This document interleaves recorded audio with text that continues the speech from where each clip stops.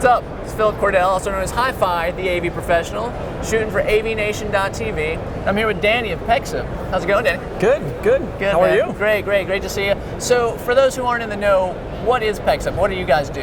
Yeah, so Pexip is a virtualized platform. We're a media platform. We do bridging and we do interoperability. So we do things like what we're showing here in our booth with a SIP or H.323 endpoint, a regular video endpoint, to a Skype for Business or a link environment, as well as even looking at something like we have a soft client for Windows, Mac, or Linux, right? So we've created really a custom environment for our customer base. Oh, good, man. Cool, so I understand the basic premise. Do you guys have anything new and exciting you're rolling out just for InfoComm 2015? Yeah, we're showcasing version 10 right now. Okay. So we have a really rapid innovation life cycle of about every 90 days. So we've come out with version 9, we've got version 10 now that we're showing. So some really neat things we've done on UI enhancements, really focusing on the user experience, and then really focusing more on the integration with Skype for Business and what we can do there with things like dual stream content sharing, right? So I'm able to take a video endpoint, I'm able to share content and have video in a dual stream as well. So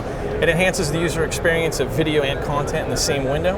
And then the converse is Skype for Business sharing to a VTC endpoint doing the same thing. Right, and that's kind of crazy. I know a lot of people that do kind of what you guys do are cut out of that whole Skype market because they couldn't get the interoperability worked out. Yeah. And that's something you guys offer that I don't think a lot of people do. Yeah, and we're even from a perspective of Pexip, we're an on-prem platform, purpose-built, right? So we're software, we're virtualized, and we do things like federation into Office 365 as well. So we can actually accommodate that interoperability and be that bridging platform for our customers. Yeah, awesome. So any hardware, do you guys do any of that? Or? That's a great question. So we're hardware agnostic. Okay. So we actually have a Dell server running here. We've loaded our software. It's a 1RU server. We actually are able to sustain 70 ports of 720p HD. We can do 1080p if we want. We can even do audio on that platform, so we have just under 600 audio ports available. So I mean, capacity is something that we really pride ourselves in, and our developers have done a great job in being able to scale on something as small as a 1RU server. Yeah, that's crazy, man. So let's say I'm one of those people that likes wasting time and I like hanging out in a real meeting room. Why should I choose your virtual meeting room?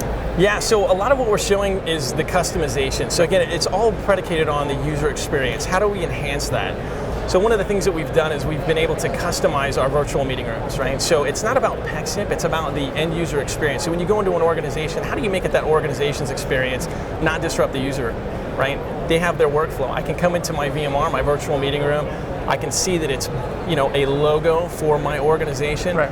And really the idea is there's zero limit to how many people I can have in my VMR as well. So that's another opportunity for people to really embrace video and have a very robust platform.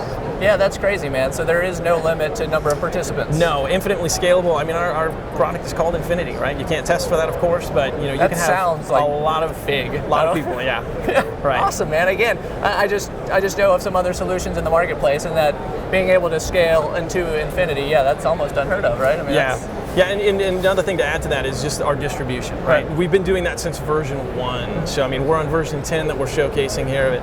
Our version 1 platform has allowed us to be able to just distribute our environment globally, right? So we have some very large deployments that, can scale to, upwards of, 10,000 above users to be able to have their own virtual meeting room, get into their video conferences, and then have unlimited ability to have participants in that VMR. Right.